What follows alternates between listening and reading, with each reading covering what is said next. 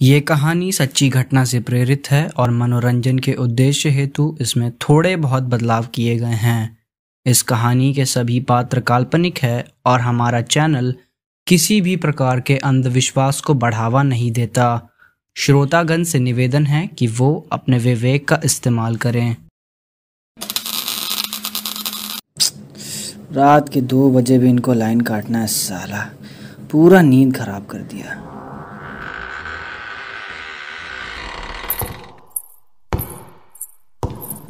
कौन कौन है वहां?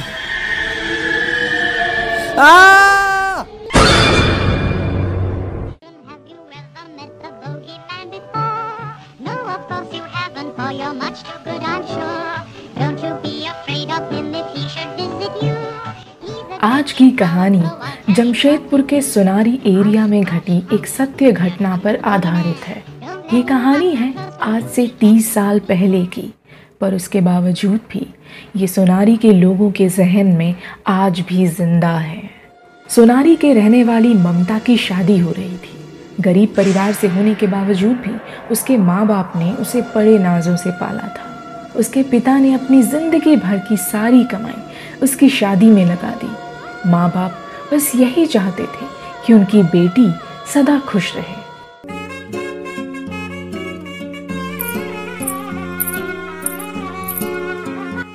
हाय मेरी नई बहू, कितनी सुंदर लग रही है।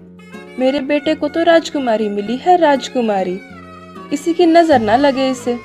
इधर आ, जरा तुझे मैं काजल का टीका लगा दूं।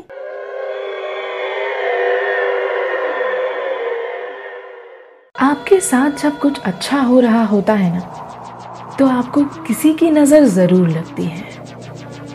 और शायद ममता के साथ भी कुछ ऐसा ही होने वाला था, जिससे वो बिल्कुल अनजान थी। वैसे आज खुशी का दिन था। आज बहुत ही खुश थी वो।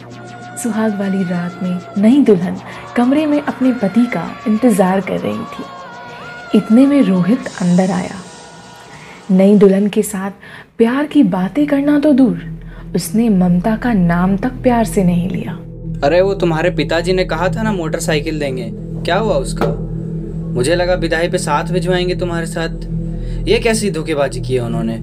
कल सुबह जरा बात कर लेना तुम। शादी की पहली रात में ये सुनकर ममता का दिल पूरी तरह टूट चुका था।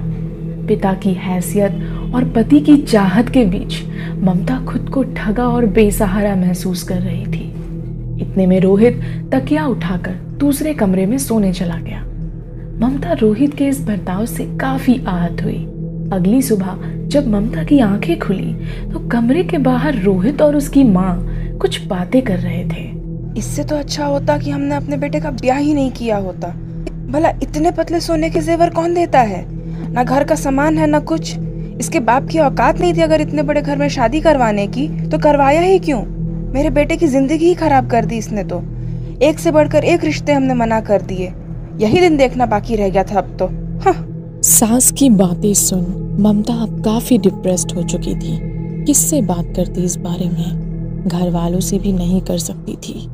बीतते दिनों के साथ ससुराल वालों के जुल्म अब सिर्फ बातों तक नहीं रहे, अब ये जुल्म ममता के बदन पर भी दिखने लगे थे।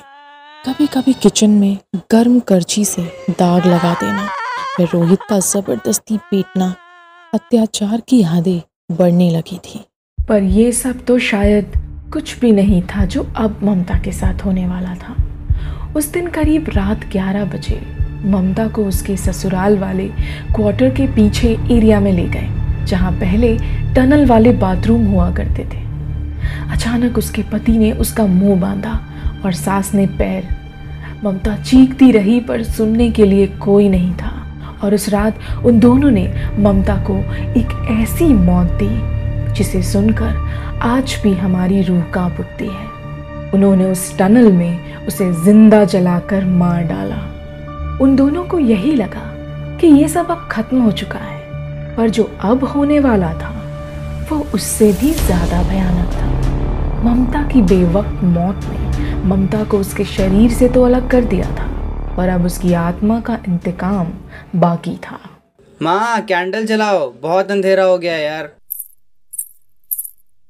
कौन है? कौन है वहां? माँ, क्या हुआ? अरे बेटा, मैंने ममता को देखा अभी वहां। रोहित और उसकी माँ ने उस रात वो देखा जिसकी उन्होंने कभी कल्पना भी नहीं की थी। लाल साड़ी में लिपटी हुई, गुस्से से लाल आंखें, बिखरे बाल।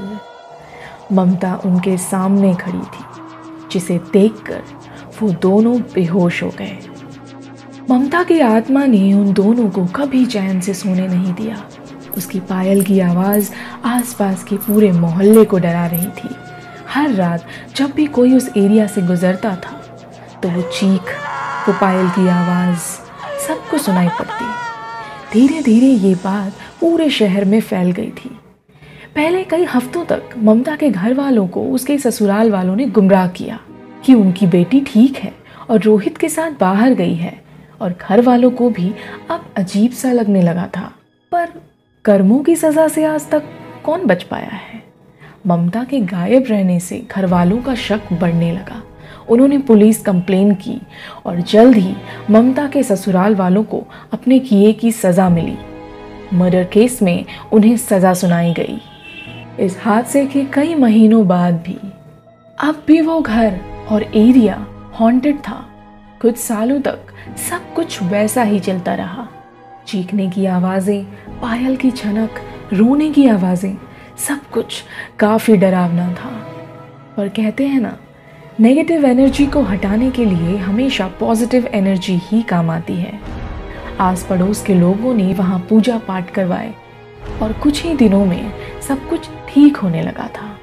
पर सवाल अब भी वही है, ममता की गलती क्या थी? हमारी सोसाइटी में आज भी ममता जैसी औरतें हैं जो दिन रात दहेज की वजह से टॉर्चर झेल रही हैं। कुछ मजबूर हैं और कुछ लाचार। आखिर इनके गुनहगारों को कब सज़ा मिलेगी? कब तक ममता जैसी बहू बेटियां ऐसे राक्षसों के अत्याचार का शिकार होती रहेंगी? हालातों को देखते हुए हम सब यही कामना करते हैं कि दहेज प्रथा पूरी तरह से हमारी सोसाइटी से खत्म हो जाए, ताकि एक बेटी और उसका परिवार फिर कभी भी इसका शिकार ना हो।